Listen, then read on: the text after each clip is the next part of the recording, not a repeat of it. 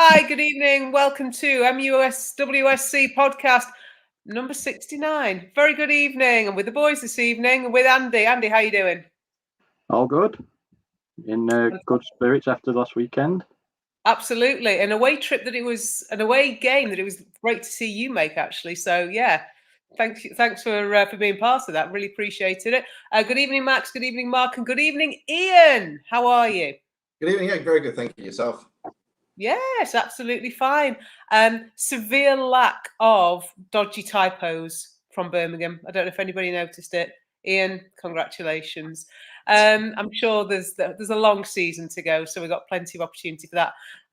Andy, before we get into talking about the season so far, good evening, Natasha. Go on, here's your moment. Plug away. I'm sure most people watching have seen it before, but it's always worth giving it another shout. It's the fanzine. This is issue 2, featuring none other than, is that way on mine, Iain. Iain has a page in there. Iain is the fan profile this time. Yeah, it's great that issue 1 was successful enough to fund issue 2. Delighted to get this printed and on sale and in person for the first time. So sold it before the Chelsea game. I'm not having it that I was a curse because I was also selling it before the Birmingham game and we won that one. So yeah, it's available in person before home matches and some aways. It's available online. That's me Twitter thing. We're not very good at all these, finding out. We could be weather people, couldn't we? Yeah. If you find me on Twitter, you can get it on. There's a link on there to buy it online. Okay, so if anybody wants to buy it online, if they're not going to be at a game, they can get in touch with you via Twitter. If anybody is going to be at the game this weekend, Andy, where might they find you?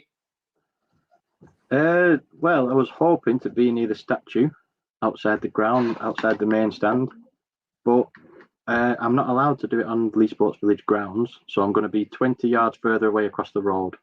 So make sure you look both ways when you cross over and come and say hello. Yeah, but if anybody can't find Andy, ends up inside this and takes this there, gets into the ground, I would say take the seat, but not everybody takes their seat, and they're still after a copy. If you ask any of us at the back, we'll probably be able to direct you to Andy if you can't see him yourself. But don't go without, basically, is what we're saying. Good evening. Oh, good evening, Jonathan. Good evening, Vincent. And great to see you actually on Sunday at the Birmingham game. Mark says, with regards to the fanzine, it's a great read. Can't wait till issue 3. I think he's a bit biased, though, isn't he? So, Andy, in terms of... It's true. Okay. No, I just didn't know whether, Mark... Oh, bias. Trying to sell it here. Okay. All right. So in terms of any plans, any thoughts ahead for the 3rd issue, or are you just basking in the glory of issue 2 at this stage?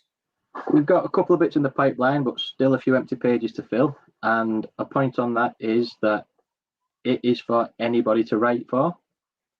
We've got some regular contributors, but we want anybody and everybody. If you've got an opinion, as long as it's family friendly and understandable, send it our way. We can put it in, whether it's a sentence, a page, whatever you've got. Get in touch and we'll talk about what we can get in there. Okay. Showcase fan opinion, fan artwork. There's going to be an artwork piece that I'm excited about in issue 3. It's under construction at the moment. So yeah, if you've got something you want to show, you want to say, get in touch. There you go. Not just a come and buy issue 2, but let's get involved for issue 3. So happy with that, Andy. Okay, so Iain, sitting there nice and quietly. Since the last time we did a podcast, good evening, Sue, and Jonathan, vaguely jealous actually. Iain, since the last time we did a podcast, season started, transfer windows closed. Some interesting results, some different performances. 4 games in, give them a mark out of 10. I will say, so far, I will give them a 6. I think. Ooh. Andy? I'll be slightly more generous and go with 7. I think it's a solid 7. Yeah. It might sound strange with the Chelsea game included, but that as a bit of a blip, I think we go with 7. And I'm kind of with you. Oh, hang on, Mark. Mark's going even more generous. He's going 7.5. Actually, if anybody wants to come up with a score, then by all means, please do. Obviously, Andy, that Chelsea result, perhaps not the game, will dominate the way people look at the start of the season. If we take that out, where would you rank us then? Are we still sort of middling on a 7? I think it's tough to call because the teams we're beating, we should be beating. But that said, they are teams that we weren't beating last season. We didn't beat the teams we should beat at the second half of last season. So the fact that we are doing that now is a step forward. Okay. And there's not a lot more that we can ask for than beating the teams in front of us. It might not have been sparkling performances, but we've done it. And we can see things being tried. Some things aren't working. Some things aren't being changed as quick as we'd like it to be. But things are happening. Things are showing. And Mark Skinner talks about his process is very much a build from the bottom. And his results in Orlando showed that they get better with time. And hopefully we'll see the same. And if we're winning the games we should win while it reaches that point, then I'm happy with that. Yeah. Okay. And still very early days. Obviously, we've got some people who want to give us their scores. They can't give us normal numbers. So 6.95 and 6.99. Thank you for that, Iain. Very good. Hang on, Mark's jumped in here. I'll come to you a moment, Iain. I said that'd be wanted. Yeah, Mark said he wanted 7 points from the first 3, got 6, and was somewhat happy with that. Okay, take that. And a very good. I'd say good afternoon to you, actually. Yeah, I was going to say good evening because that's us. Good afternoon from the USA to Nathan. You're in the USA. To Nathan, first time watching the pod live. Great to have you with us. And John, don't worry, just good to have you with us. Iain, take out the Chelsea game. What does your score change to? 7, maybe. Iain. I'm just. The reason I'm doing that is we are not taking our chances still. You know, it's a case of we could have had 5, 6 against Birmingham. We only got 2. That's not good enough. Positions in this table will be decided by goal difference. Leicester was similar in that respect, I think we'd say, Iain, that we scored 3 times. Really, that was being generous to Leicester. That game was another 6. We should have only a 6. So Vincent also goes with a 7, but still need to be improved. Absolutely. We talked last year, and goal difference at one point was looking like it could be a deciding factor. It didn't turn out that way in the end. But this lack of being clinical, it bit us at times. It's bitten us full stop. And actually, there's a conversation we were having on the way back from Birmingham saying that even in the championship season, yes, we may have scored 98 goals and we may have put 8s and 10s and a 12 past teams, but there were times when we were still very wasteful. Mark, both the teams we played, this is the point you made, Andy, both the teams we played in the opening games beat us last season, so take the performance out, just glad to beat them. Yeah, and John Fry, in terms of talking about being clinical, we need to be clinical in front of goal, take away Russo, we look light in creating chances, which brings us to this false 9. I'm going to be honest, I'm not a fan. I'm just, for me, I want a target. Andy, what are your thoughts on it? I agree, but in the circumstances, I don't see what other choice we've had. If Russo's not fit or ready for a chance, Russo needed easing in. I would rather ease Russo in and use a false 9 in the interim than rush Russo back and have her out for another season. So, no, I don't want a false 9, but I don't see the other options available. so far, which is why I'm not too concerned about wasteful chances. It is a problem, but it's not a new problem. Russo looks like she will be top draw when she hits full fitness. When she gets on the ball and drives it forward, you think there's a goal coming. And as she sharpens up, we'll have that target. We'll have a striker. We said at the beginning of the season on various occasions, we're very light up top. We're stacked in midfield, a little bit thin in defence, a good first four, but not much behind it. Up front, we've got one striker and then Fuso, who we don't really know anything about yet. Still to this day. A couple of comments, Iain, before I come to you. Sue says she's a 6 with and without Chelsea. Okay. Finishing nowhere near good enough. Absolutely. And I know Sue in particular, that Leicester game, I think it still gets to her that we only scored 3 times. Good evening, Fiona. With regards to strikers, Mark says last season the manager, how quickly she's lost her name. The manager would never have brought on Russo and Thomas. Yeah, and at times we finished games this season with 2 strikers on. John Fry, false 9 doesn't work. Okay. Fiona makes the point we've created chances, just nobody in the box finishing them. Yeah, I think that's the safe thing to say. Most would agree. Mark, don't like the false 9, but it seems the fashionable thing to do right now. Okay, I know. Dare we mention it? The Noisy Neighbours have done it a few times. The men's team, anyway. The women's team might have to do it because they've got nobody fit. John Fry, sorry to look too far forward. We need signings in January, even if the club doesn't like them. Iain, with a view on that, the transfer window, were you surprised it closed without any further additions? I'm surprised Mark didn't bring in someone, at least one, to put his mark on it, because we have to remember every single signing that we made was a Casey signing. Someone that Casey and her team had identified, pursued, and brought into the club. So,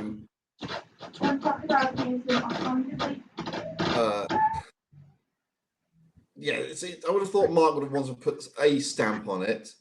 You know, the issue was, though, he came in late, and as we know in women's footballs, most of the deals are done way in advance. You know, people like Boarisa were done in December, January time. So the only way you're going to bring someone in late July, early August is you pay a fee, because you'll have to buy them. And let's be honest, our history of purchasing players isn't great. And this is women's football. This isn't when it's about Manchester United. This is when it's about women's football. Nathan says, Russo for 60 minutes looks great so far. Yep. Oh, excuse me. Hope they don't push her more than that for now, given all the previous setbacks. I think we're all desperate to see Russo stay fit, and understandably. More pressure on her this year, bearing in mind that she's going to be our primary striker, you'd suspect. Fiona, Russo dropping back into midfield a few times against Birmingham to get the ball. Yes, at times she was dropping deep. And Sean, good evening, says a false 9 lets Skinner play Tooney and Lucy Stant in the same team. The false 9 was for me, it was a combination of not having a fit striker, but also having too many midfielders and not wanting to drop any one of them. So, yes, I think you said, Andy, born out of circumstance. Do you expect that, though, to be the way Mark Skinner would go when people are fit? Someone's having fun in the background where you are, Andy. Yeah, I would say I hope not. Russo has to be, if Russo's fit, she has to start. If she's fit enough to start and play 90, she has to start. Even if she's only going to get 60 minutes, do it from the beginning.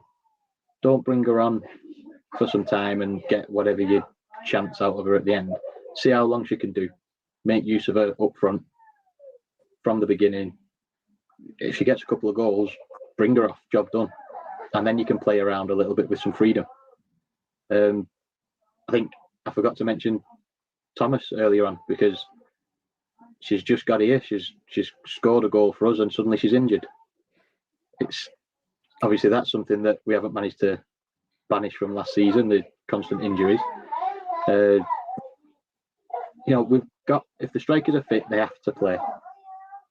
If false nine is the first choice, then what are you doing with Rousseau? That's such a waste. Yeah. And I think there is something about, we've got 3 strikers on the books, or 3 players who are capable of playing as striker, and none of them have great records in terms of injuries. So managing their minutes is a task in itself. Vincent's.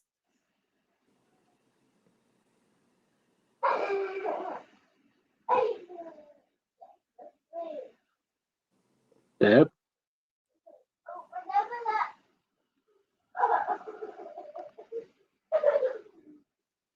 Mark, do you want to go and sort Deb out? Just going to say.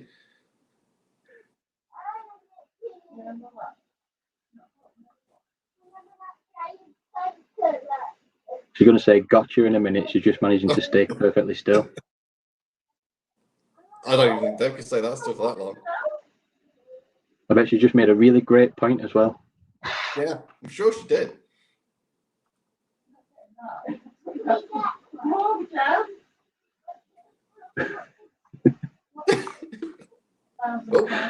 It's just, do you want to host or should I? Oh, I was just going to say, that's because I've lost my train of thought now.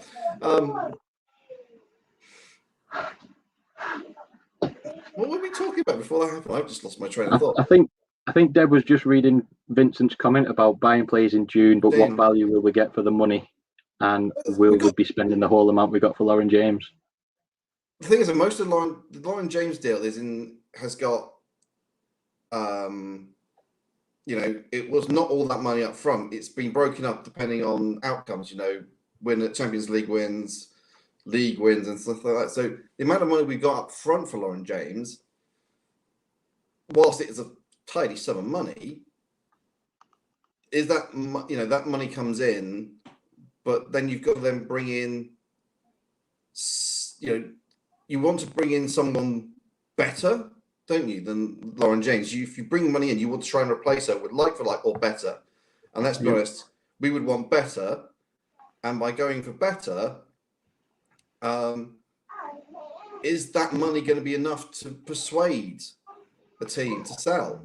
Because let's be honest, who realistically, in the end of June, beginning in July, just as everybody's starting pre-season, is available to be purchased?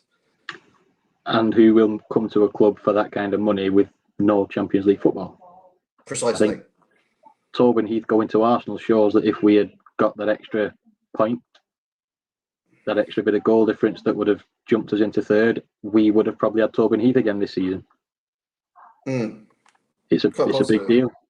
And players that cost the kind of money that you'd be spending and the kind of quality that you want are probably going to want that Champions League football. Yeah, it is. That's very true. Hey! I might just leave you two to it. Do it. Outstanding, gentlemen. I'm going to have to watch that. I'm going to have to watch you hold it together. Shall I just... No, never mind. Right, bear in mind, bear with me. I'm just going to go back to a couple of comments. Thank you for holding it together, fellas. John Fry, Russo needs to start from the beginning, not bring her on for 10 or 15 minutes. John, yeah. Internet issues, so that's it. Is that my mark, Fiona? I get an F. That'd be an upgrade on the internet at this stage. And also the attacking fullback should mean the wingers get into the back. Not seen much of that yet. Where were you up to, fellas? Go on, bring me up to speed. What was the conversation? Just so I don't ask you to repeat yourselves. We were basically just saying, going back to was it Vince's point that we got this money in from Lauren James, and we didn't go and use it. And we were basically saying, at that time of the season, just as you start pre-season, who is actually going to be available to buy, and who will want to come to us, knowing we don't have, say, Champions League football. You're not going to be able to bring anybody in. Chelsea have an abundance of strikers that I'm sure, with a sufficient bid, Chelsea would say, yeah, okay. But would the player want to come, knowing that if they stayed at Chelsea, they can play in the Champions League? or come to us and spend Wednesday night or a Thursday night in Durham. Iain, come on. This Thursday night trip that we've all got planned next week to Durham, we've been waiting 3 seasons for this. Have we not been waiting since December the 8th? I remember that date for a different reason. Since December the 8th of 2018, we've been waiting for a reason to go back. Well, actually, no, we haven't. We just wanted to go back to Durham anyway. Namrata, good evening. I had a conversation with a journalist before the Reading game, and we were talking about their expectations of us as a team this year and our expectations. And I was saying that I think there's still a bit of confusion as to where we think we can get. Because the additions, we thought Mark might bring somebody in. We just weren't sure what was happening within the team in itself. And they said that if you haven't got Champions League, you've got to throw money at players. Now, the money is there, if only from the LJ deal. And we were told that the club would recruit aggressively. That was the term that was used. And obviously now people are going to start drawing conclusions as to why nobody else came in. One suspicion may be that they were bringing in players or hoping to bring in players that Mark Skinner was familiar with from the NWSL. Their contracts are very different. Getting them out of those contracts is messy. But the money's there. And at the moment, the frustrating thing is, like you say, Iain, what are we going to offer somebody? Because the Manchester United name isn't enough at this stage. At least we're not talking about facilities. Yeah, we're not. As I said, we're not established fully yet in the women's game. You know, you could say Manchester United to any male player, and they would probably, most of them would probably snap your hand off and say yes, please. That doesn't work for the women's side yet. It just doesn't. And yet, I'll give you 2 names. One is Jackie Gronin, the other is Vildebo Arisa, both of whom we know are confirmed United fans, and that may have had an impact on them coming in. Andy, in terms of new players, are we going to have to splash the cash? I think so. I think we're transitioning from a team that so far has been one that has offered players time on the pitch that they might not have got elsewhere. Players like Leah Galton, Amy Turner, they've had struggles with the relationship with football or with injuries. And in that championship season, for quite a few players, I think we were the next chance. It was either injury struggles might force them out of football. The relationship with football for Leah Galton, she didn't know if she wanted to play. Things like that. We were players' second chance at a football career in some ways, I think. And I think we're still at the point without the Champions League football. Yeah, you just mentioned Vildebo Arisa, Jackie Gronin. If we are looking for players that are top class and happen to be United fans, that's great if we find them, but it's not a recruitment policy. And we need to be the team that's attracting players because they want to play for the club, for the manager. They're confident with where we could go, rather than, say, a Chelsea player accepting United because they're 5th choice striker at Chelsea and they'll get games at United. So I think that's the next step. Attract players for the project rather than for a chance at playing time. And Mark Skinner, I think he did with Sky in the last week, where he talked about the project. And he talked about the fact that the idea of what United were trying to do was very much build from the ground upwards rather than throw a shed load of money at it and hope something sticks. And I know that there's people out there that would say, no, we're Manchester United, gone by the Galacticos. But there is a sense of wanting to do this from the ground up. And that might mean Champions League football isn't immediate. It isn't even next season. Please, God, let it be soon. But that then impacts on your transfers. Fiona says here, some players will jump at money. We know that. The best want Champions League instead. Some might want money and Champions League. Some players might want the glory of being able to get the club into the Champions League, especially if they're a fan. Yeah, absolutely. If we want to make the next step up, we're going to have to buy some quality players soon, and can see them being foreign players, the likes of Jackie, Honor, Boa Risa, etc. Namrata. For United, top priority might be to retain some of our best players, Jackie and Honor. And this is something I was discussing with a couple of people on Sunday, that keeping people, never mind who we bring in, keeping them could be a challenge. We joke about option FC, putting an option in everybody's contract, but I don't want us to have to be exercising those, because it's the only way we can keep people. Got to remember that Jackie's in her option year. Right. And also, some players had new contracts and they weren't announced. I'm pretty sure if Jackie had a new contract, they would have announced that one, though. But this is something that I think, as the season progresses, we're going to get an indication of which direction the club are going in terms of what's the level of player coming in. And I know some people thought we should have been aiming higher, but unfortunately, we're never going to know some of the players that got mentioned or some of the players that they were working on. And the only one I do know may have changed people's opinions. Vincent asks, come on, fellas, you're both there on Sunday. What do you think about us being separated from the Birmingham fans? It felt like a proper away to him. Andy? Yeah, I noticed it, the Chelsea home game. The Chelsea had an away section, and it felt like a proper away section. I don't want to give them too much credit after them beating us 6-1, but it was an away section and we could hear them.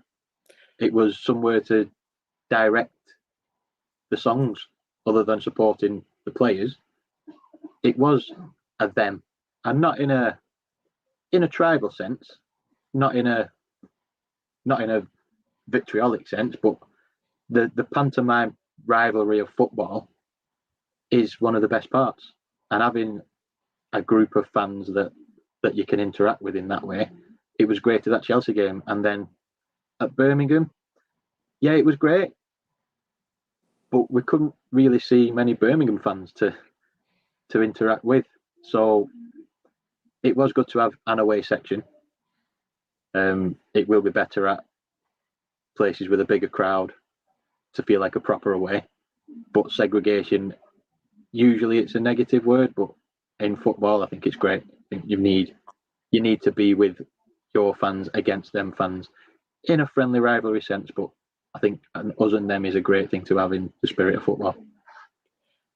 And in particular, being separated, Iain, you were at Leicester, where it wasn't an away section, it was a neutral section, I think. Or at least we were mixed in with the home fans. So compare that to what we had at Birmingham. Yeah, I'll take what we had at Birmingham. I'll take what we have at Birmingham every time. But next time, can you actually sell us the tickets in the right place? Yeah, because, they did. We all buy tickets in one part of the stand, and then we said, no, you're going to be down the other end. Oh, okay, are we? All right. So if you're going to have an away end, sell it as an away end, not end up, booking a seat wherever, and then just tell, but that seat you booked, no, you can't sit in it, you got to go in there. So that was the only downside. But no, it was nice to be in a United end. I did feel a bit for some of the families of players who kind of just got, stuffed in with us, because they normally obviously sit in their own area. So I felt a bit sorry for them. But no, it was a great atmosphere. It's just the one thing I don't understand though is they put us on the stand with the TV cameras, so all the TV cameras throughout the whole game are looking at an empty stand, which makes no sense. But at Lee, we don't fill the stand where the TV camera is, so they can see the crowd. So there's actually people there. Whereas if you weren't actually at that game, when odd shot, you would think it was crowd noise being piped in. Somebody sent me a still. It's a freeze frame of the Birmingham of the game on Sunday, where I'm on the phone, and actually it was my brother calling to say, "You're all really loud." as if we didn't know. Picture of me taking a picture of the window, get the Wi-Fi password as well. Ian, there was a picture of you. Oh, there'll be a picture of you in the no, it's not in the programme on Saturday, but there was a picture from the game where you're not on your phone. Yes, Shane sent that to me. I was very surprised. That's a rarity. Talking about away ends, Sue makes the point here, and this is about Lee, effectively. Isn't this the good point of not allowing single tickets in the season ticket part? I suppose, actually, that's one element of it, that we don't have away fans coming into our section. So, yeah, all for that. I know it's a pain in the backside for some people. But Sue also says poor attendance at Birmingham. Nathan, jumping back to the comment about the conversation about Champions League, seems like part of the problem is having accomplished already separating from the mid-table. Yeah, without pushing for Champions League next, feels like the club is just standing still. Okay, get that one. Absolutely, I think people would agree with it. Fiona, away fans were told to buy in that section for Leicester, and then they put loads of kids in there as well. I think, didn't they list it as away fans are... Please book an A1, wasn't it? Yeah, we're advised to buy an A1, but it wasn't a case of don't buy in there if you're a home fan. What else have we got here? I was very awkward for me because I had just a couple of young children in front of me who were Leicester fans, and I was like, I want to say something and I can't. Yeah, but you know what? When Leicester scored, they were giving us hassle. But all credit to them. That's what we like. Right, John, I assume that's me on the phone. Sorry. Andy's comment about Chelsea in terms of having that segregation. Yeah, absolutely. On that point, just a sec, Deb, I think that is a good thing about keeping segregation. But I mean, personally, from me, United have missed out on 2 out of 3 extra tickets because I've had mates that would have come with me who haven't come because they wouldn't have been sat with me. I think that's something that could improve. Let season ticket holders buy an extra one because that's how you're going to get new fans in. It is. I'm just going to leave that thought there. I'll speak to you later. Namrata says, also felt that if it was a top 3 team, they would have smashed 5 or 6 past Birmingham. Why we were thrilled at it. Yeah. What sights are we setting for ourselves? Absolutely. And Vincent says here he bought his ticket at St Andrews, but got messed about because he had to go to 5 different places to say where the ticket office was. Yeah.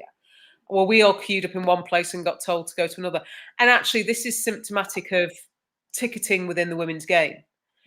So, Saturday, we are led to believe that there may well be something similar for the City fans that the Chelsea fans had. So there will be an away section. Ian, thoughts on Saturday? Either on the pitch or off it. Either atmosphere or team. I could do both. Let's be honest. Manchester City are, they get a fairly good crowd at the Academy Stadium. But I'll say one thing, they don't travel. Lee's not exactly far down the road. And they've never brought more than, 20? I was generous. I was going to say about 50. They don't seem to ever bring many across from the 2, the times we've been there. And they could go stuff the drum somewhere, if I'm brutally honest, the chocolate tins. But yeah, stick them in the corner so we can't hear them. Perfect. But then on the pitch, it's our best chance to put a proper scoreline on them. They are so injury riddled at the moment. You don't want to see players get injured. You don't want to see some of the best players in the country injured. Nobody wants to see that. But this is the best option. John's given us a prediction. Oof. Yeah. If that happens, I will give Jake 50 quid. Speaking of which, good evening, Jake. Hey, there's the new one. Never mind Jane Ross scoring a hat-trick. If we put 10 oh, come on, at least give him a chance. John does then say, realistically, City 3. Whoa! United 3, City 1. Jonathan, we go at City from the first whistle, no holding back. Absolutely. Iain, the injuries for City, is the potential that we underestimate them, both as fans and as players?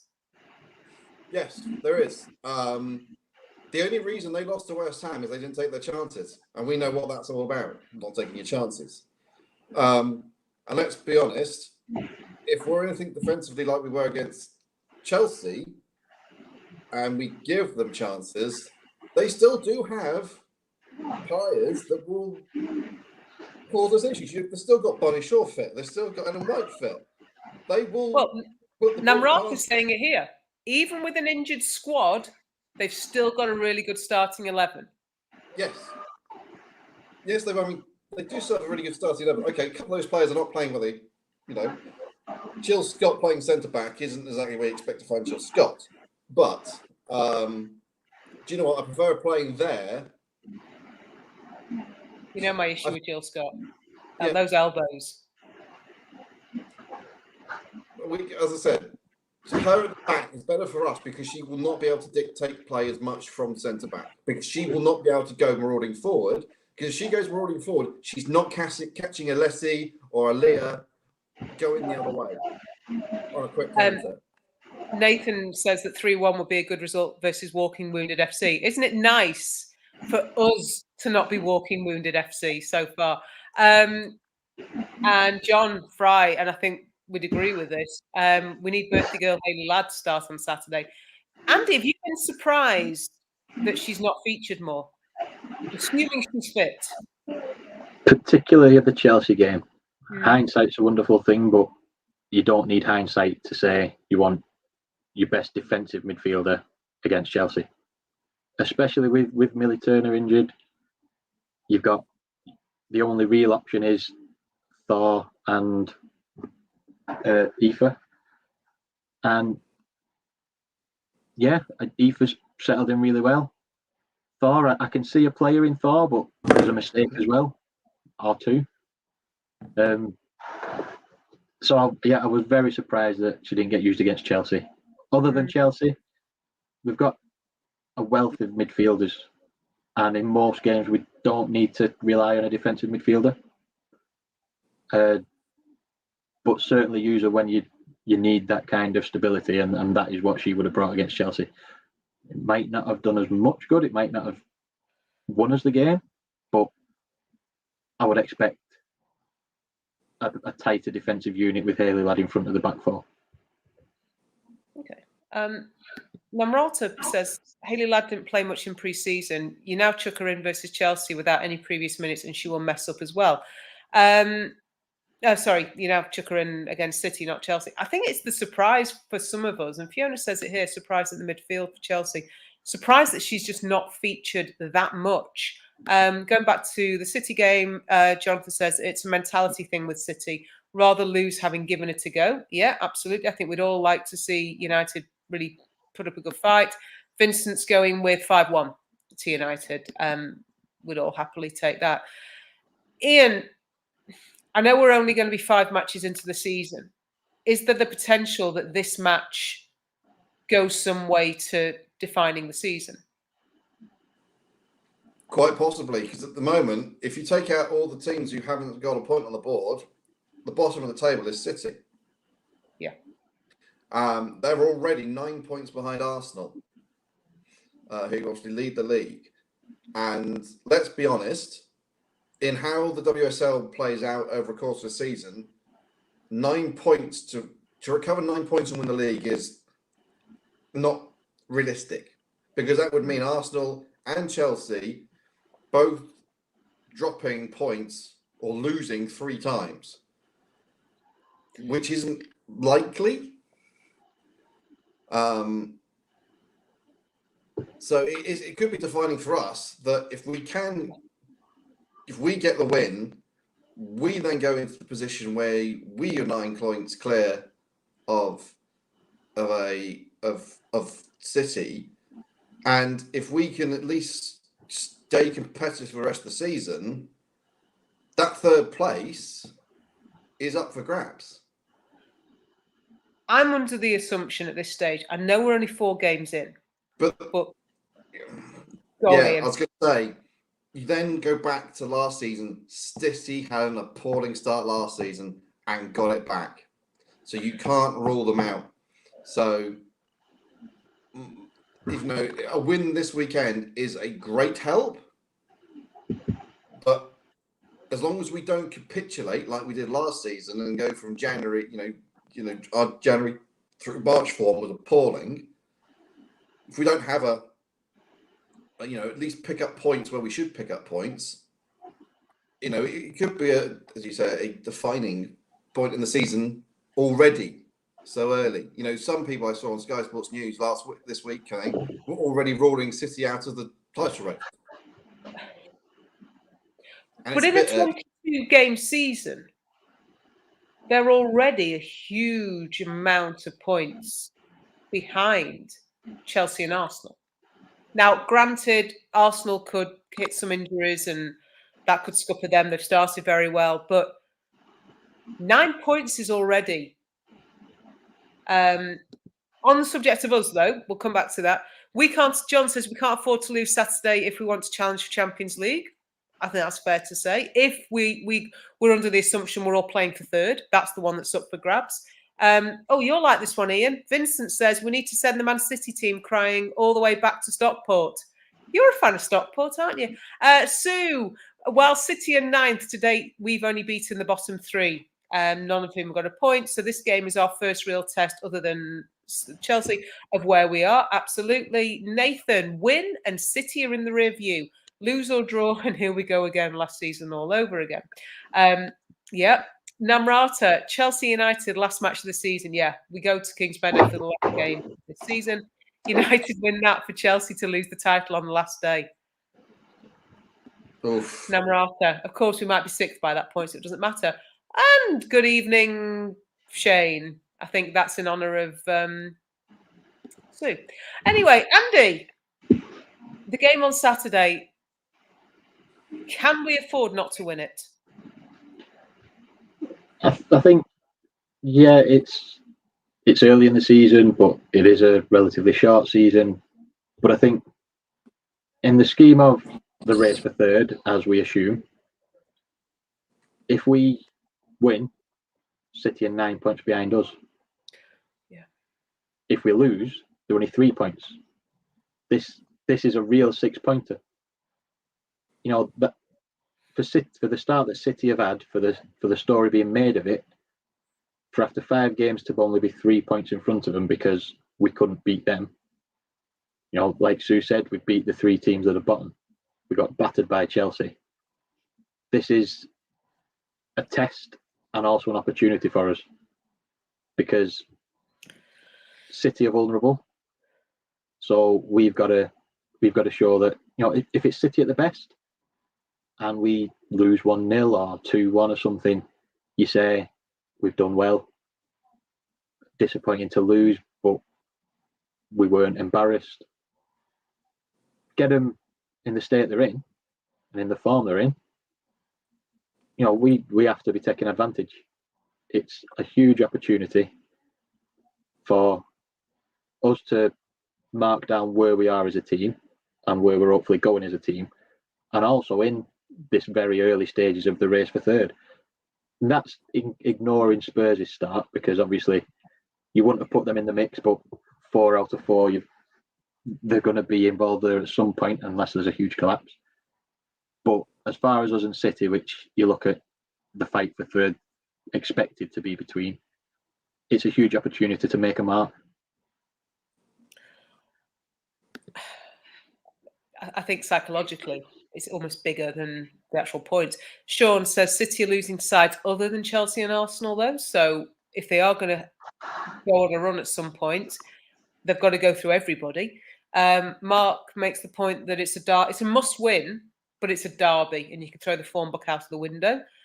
John Fry, my favourite saying, it's our hardest game of the season so far.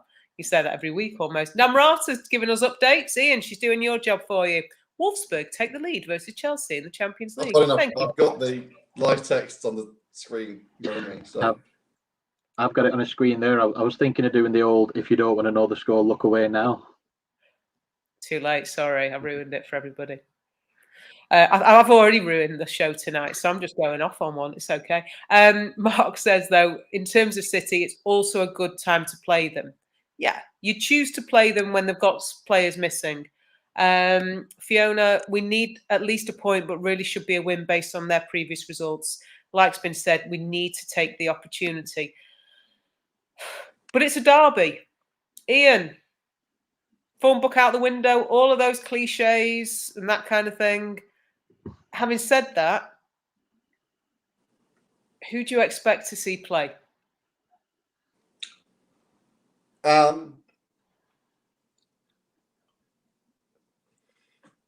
For us, I mean, Iain, in case that was getting a bit challenging for you. No. I was actually thinking for both. I'm thinking both, but I'll be brutally honest. I'm not going to expect to see much change out of City because I don't know if they've got anybody ready to come back. So I don't Iain, know. I'm all about Taylor in, so never mind that. But for us, obviously, Mart's out, so we won't see her for a while. I wouldn't want to throw Hayley into this without any minutes. You know, a DM might be a good thing to have, but my gut feeling is start Leslie again. But on this occasion, I would have Kirsty starting on the right, Lear on the left. I would start Vilda as well. I know this is not going to happen, but I would start Stanley over Katie and have Katie come off the bench. Because I feel there's a little bit more creativity. Katie has been, she had a good game against Birmingham, but there's a lot of backwards passing for me. When we were saying that there's a ball forward there and we should all see it, and it didn't go. Whereas Vilda, I think, is a more heads-up player. So I would like to see her have a chance. I don't think it's going to happen. But otherwise, I don't see much more change. You can't change the back four because there's no chance to change the back four, if we're honest. Smudge is still recovering, Millie's still out, so the back four isn't going to change. Martha Harris, Iain, Martha Harris plays for us. Yeah, but she's not really. I'm just saying. You're rattling off defenders. I'm just saying, don't ignore that there's another defender as well. I can't ignore Marth. If you need a bit of shithousery, she's good for you as well, along with Smudge. So, but yeah, I don't see the back five changing. Maybe a little tweak in midfield if I had my way, but I think we'll probably be very similar lineup to Birmingham, if I'm brutally honest. But we do need to be more ruthless in front of goal. Fiona says we need to be switched on for the full 90. They might be more up for a derby considering their results. In a way, that's the worry, isn't it? That they need a game like this to kick them up the you know what. Sue, I think Sue's saying she wants Zellum to play, so we'll let that one stay where it is. Mark says same 11 that started on Sunday. Shane wants to know, if we do win on Saturday, do you think there'll be any point in the BBC doing any interviews pitch side, or will the players just chant with us like Tooney does? Could be a loud one. John Fry, normal back five, and he would then replace Hayley for Katie, would be his only swap. Nathan, other than moving Russo to the start, has there been much variety through the first 4 matches? A little. Ish. Yeah, obviously the defence was shifted because of Millie's injury and whoever's been fit, really. Mark says about Mark, he liked the way Mark played Zelly as a DM against Birmingham. So there's you, Iain, saying too many backwards passes. our Mark saying, other Mark got it right. Okay. Namrata saying she thinks Mark will have the same midfield as Birmingham. Okay. Hayley Ladd has done 2 full games for Wales last month, so should be fit.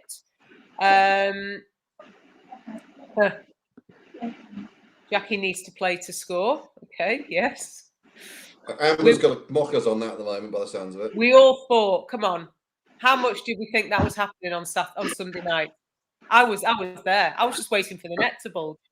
Well, so was Leah. If you see Leah in the yes, you watch her back, she's going like that, and then goes, nah.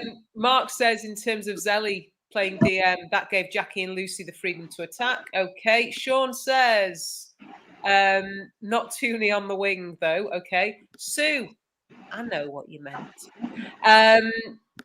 Fiona, game on a Saturday gives us an extra day for the voice to recover from work. Completely. Because Iain, I don't know if I said it to you, but I shut down at some points on Sunday because I was worried about losing my voice. No excuses for Saturday.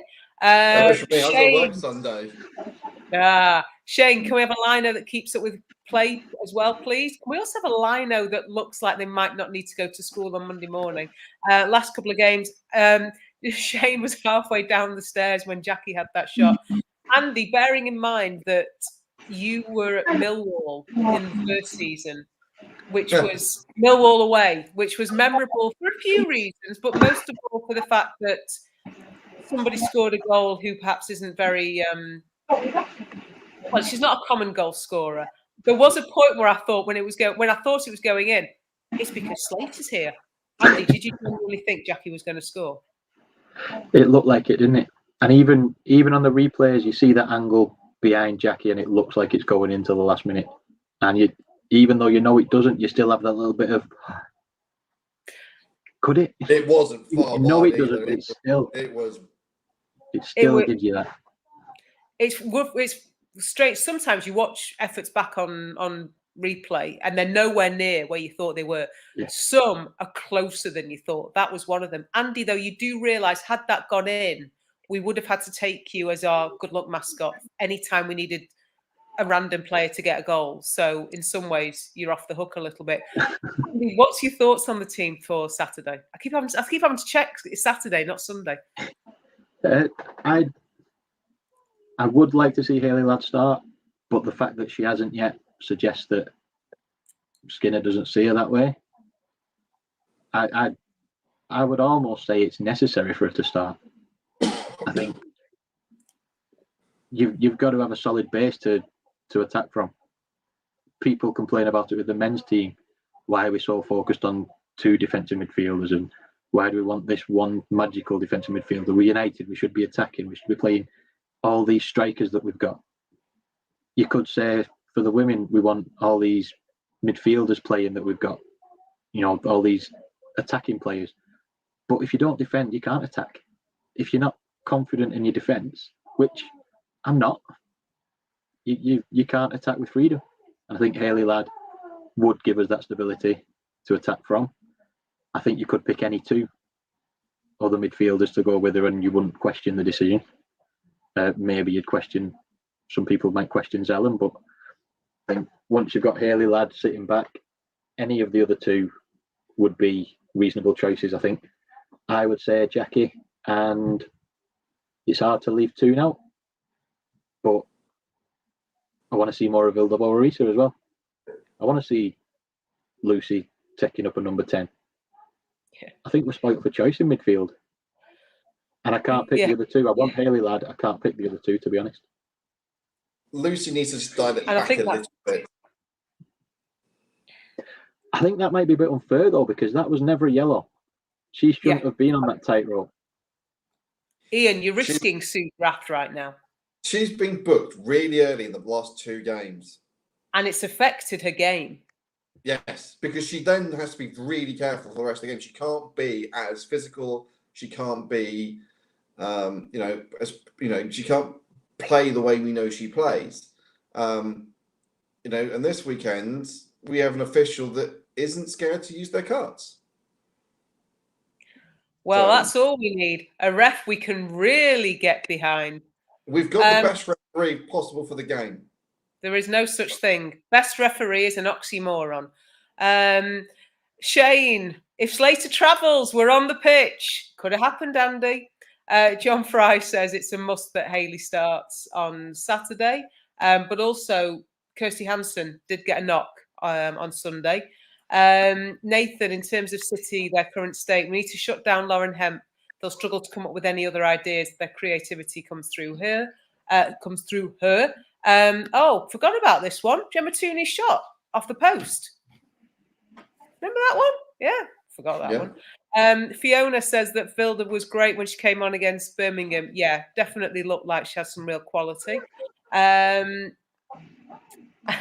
Vincent, what about the Lions people? Weren't so great at Birmingham. Yeah. Iain, you know I'm never going to support a referee. I'm never going to give a referee credit. I'm never going to say. But she starts at 5 out of 10. Where she goes from there is up to her. Okay? Fair enough. And also, the thing I have to say is, as much as they can book our players, not that we like it, they can also book City players. That's allowed as well. Just so that we know that rule. Okay, any surprises you're expecting on Saturday, Iain? Well, there won't be surprises then, would they? What a strange comment. No, I'm just expecting an all-out ding-dong, 100 mile an hour each way. No, if you look back at the derby last season at LSV, obviously we weren't fortunate to be there. Obviously, we were all sat. I'm sat where I am now. You were probably sat on your couch over there watching that game back. First half we were lucky it was only 2. We were lucky it's only 2, and then we dragged ourselves back into the game, courtesy of a Tobin Heath rocket. Would have won it. And we should have won it. I don't think that will happen because obviously we're there this time round to get behind them. They've learned the mistakes from Chelsea. I just expect this to be physical. I expect this to be high intensity as well. I expect this to be a proper game of football. If you remember which game was it? Was it the Conti Cup game where Kira Wolf got herself sent off? Oh, that was a nice match. We won 2-0. Zelly scored a free kick early on, and then Jess got a second. But yeah, Kira Walsh went in on Kirsty Hansen. But that game was physical throughout. That game was, City had their chances. We had our chances. It was one of those games. Who gets the next goal probably wins this. When we went 1-0 up. Okay, so if City got the next goal, you would think City might go and nick another one because they would be on the up. Or if we scored one, that would deflate City, which is what happened. And it also then happened that City went down to 10. So that helped as well. Happy days. Happy days. Kira Walsh got sent off, Iain. We enjoyed that. Andy, thoughts? Final thoughts. Go on. I'll just put a couple of comments up before that. John Fry, Chloe Kelly's pass for the second goal last year was offside. Yeah. Shane expects the referee to be fully compliant in sending off Greenwood or Kira Walsh or Fellaini. He corrects himself. Or should be and all of them. Andy, your final thoughts ahead of Saturday. Yeah, Iain talks about being a physical game. If you look back to the Chelsea game, we struggled physically. Yeah. Chelsea are a physical team. They look stronger. They look fitter. City are a threadbare 11. So you'd hope there'd be a bit of fatigue coming in there. Yeah. I think that's one shout for Hayley Ladd. You want physical players, you put Hayley in. Jackie can get stuck in. Lucy, we've said we don't want to get stuck in quite as much, although I think that's more the refs being harsh. That's where you look back to Zelen from the first season, and she had the physicality about her. If she could find form, she's the kind of physical player that we do want to see. but I don't see the form that goes along with it. So yeah, get physical, get Hayley Ladd stuck in if she makes it onto the pitch, and yeah, go for it. Let's get at them. And last word, Andy, just remind everybody, if they want to get issue 2 of the Barmy article, how do they do so? Go to my Twitter page, and there's a link on there where you can get it from a big cartel site, and you can get it delivered, or come to the other side of the road from the statue on Saturday, roughly half an hour to an hour before the game, and get it in person. Save yourself some postage, save me some PayPal fees, and yeah. But one thing with the fanzine is, it's a small thing for people to think, well, I'll get that next week. But for it to survive, it does need to be bought. If you intend to buy it, at least let us know on Twitter. Chatting about it on Twitter is huge for it. It's all word of mouth. If you've read it and you like it, tweet about it, say what you liked, and then I'll retweet it and put links out and stuff. We've had a lot of support already, but it does need the support to be ongoing to survive. And it needs your opinions. Let us know what you think and get involved. Thanks for that, Andy. And also, there's the Supporters Club website. If anybody's watched this and thinks, you know what, I'll check these guys out, if you feel like becoming a member, 2 separate memberships. One of them's free. If you just want to see what it's all about, there's the website. Normally at this point, I'd say thank you very much to the contributors. So I will. Thank you to everybody who's left a comment. I would also say thank you to my guests, but it feels like that would be a little bit unfair. And what I actually should do is thank my co-hosts. So Iain, Andy, thank you very much for holding the fort this evening, and thank you for joining me and for us all having a lovely chat. I will see both of you. It's nice to be able to say this. I will see both of you on Saturday properly, not just through a screen. Mark's going to be back in a few weeks. I'm not quite sure the date yet, but keep an eye on the socials for that. Mark will be back in a few weeks with the next podcast. Until then, thank you very much. Take care, and we'll see you again soon. Cheers. Good night.